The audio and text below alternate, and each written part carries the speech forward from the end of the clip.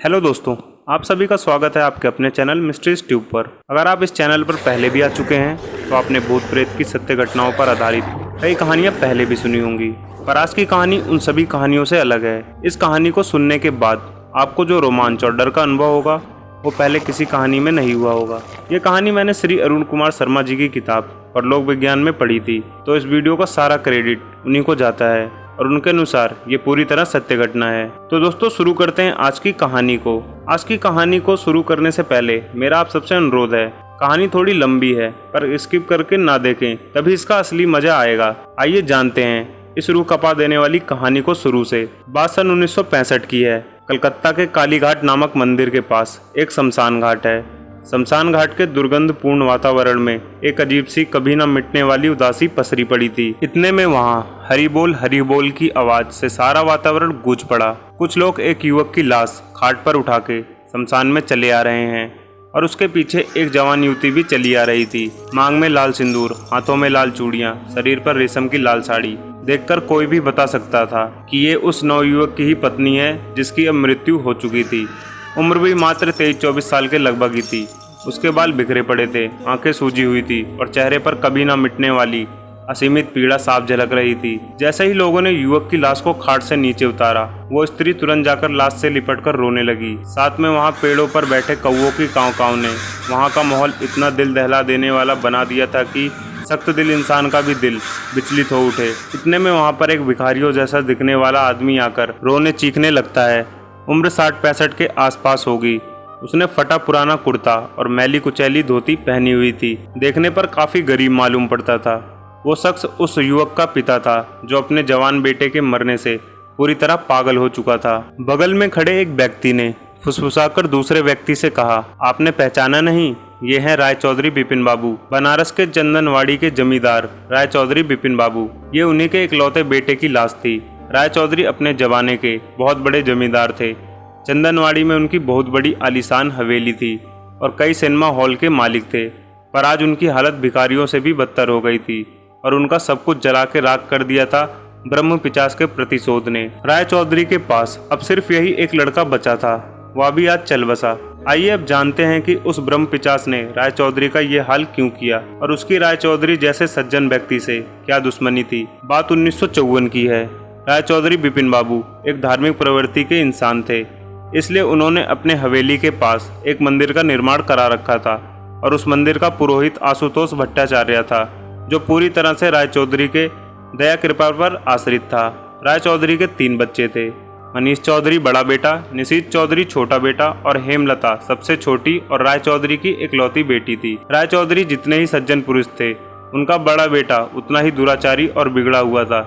जमींदारों के जितने भी अवगुण होते हैं वो सब उसमें कूट कूट कर भरे थे। एक बार मंदिर के पुरोहित आशुतोष भट्टाचार्य के मन में तीर्थ यात्रा पर जाने का ख्याल आया, जो उन्होंने राय चौधरी को बताया। राय चौधरी ने उन्हें तुरंत जाने की अनुमति दे दी, लेकिन पुरोहित ने जाने से पहले राय चौधरी से विनती की कि वो उसकी इकलौती बेटी को अपने घर में रखें जब तक कि मैं तीर्थ यात्रा से वापस नहीं आ जाता।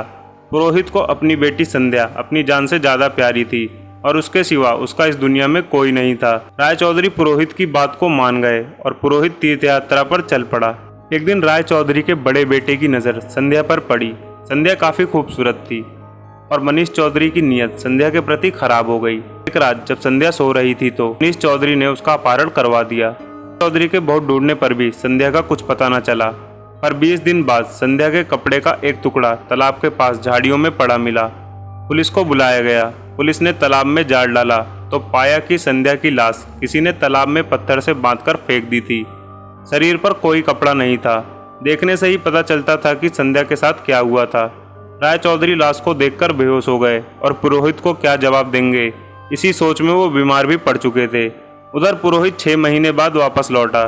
जब उसे अपनी बेटी के बारे में पता चला तो वो पागल हो उठा। लगातार हफ्तों तक संध्या संध्या चिल्लाता रहा और एक दिन पुरोहित आशुतोष भट्टाचार्य का संयम जवाब दे गया और क्रोध से कांपते हुए ब्राह्मण ने कसम खाई कि जिसने भी मेरी बेटी के साथ ये पाप किया है, मैं उसका वंश मूल नाश कर दूंगा, उसके सारे वंश को नष्ट कर दूंगा। ये कहते हुए पुरोहित तालाब की तरफ चल पड़ा और तालाब के पानी में उतरकर अपना गमछा भिगोया और उसे गले में बांधकर आत्महत्या कर ली। राय चौधरी की हालत ये खबर सुनकर और बिगड़ गई। और उधर उनके बेटे मनीष चौधरी को खुली छूट मिल गई थी। मनीष अब दिन रात शराब में डूबा रहता और तरह तरह के बुरे काम करता।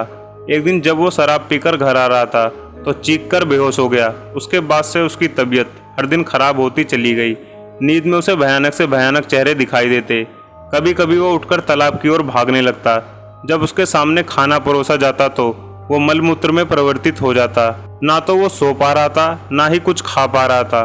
बड़े बड़े पंडित और तांत्रिक बुलाए गए, तरह तरह के मंत्रोच्चारण और झाड़ फूक कराए गए, पर किसी का कुछ असर नहीं हुआ। यहाँ तक कि बड़े बड़े तांत्रिक यज्ञ के लिए अग्नि तक नहीं जला पाते थे। सभी ने यही बतलाया कि मनीष चौधरी पर किसी ब्रह्म पिशाच का प्रकोप है और उसका ठीक होना असंभव है। अगर किसी तरह का उपचार भी शुरू होता तो मनीष चौधरी के शरीर में इतनी पीड़ा होती थी कि वो मारे दर्द के घंटों चिल्लाता रहता। बस वह यही चिल्लाता रहता कि मैं राय चौधरी का वंश नाश कर दूंगा, उसका सब कुछ नष्ट कर दूंगा। और एक दिन यही बोलते बोलते उसके मुंह से ढेर सारा खून निकला और उसी के साथ उसके प्राण भी निकल गए। मरने से पहले उसने अपनी माँ को बुला के बताया कि वो अपने आदमियों की सहायता से संध्या को उठाकर ले गया था और उसके साथ दुष्कर्म करने के बाद उन सभी ने संध्या की लाश को पत्थर में बांधकर तालाब में फेंक दिया था। मनीष चौधरी की तो मौत हो गई थी, पर ब्रह्म पिशाच की प्रतिज्ञा अभी पूरी नहीं हुई थी।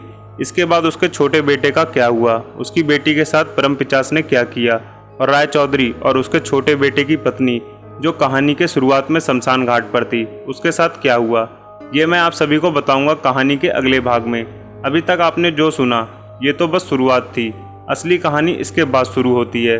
दोस्तों कृपया वीडियो को लाइक और दोस्तों के साथ शेयर जरूर करें। अगर आपको इसका अगला भाग चाहिए तो कमेंट बॉक्स में ज़रूर बताएं। साथ ही चैनल को सब्सक्राइब भी कर लें ताकि आप अगला भाग मिस ना कर पाएँ। मिलते हैं कहानी के अगले भाग में, तब तक के लिए आप सभी को मेरा नमस्कार।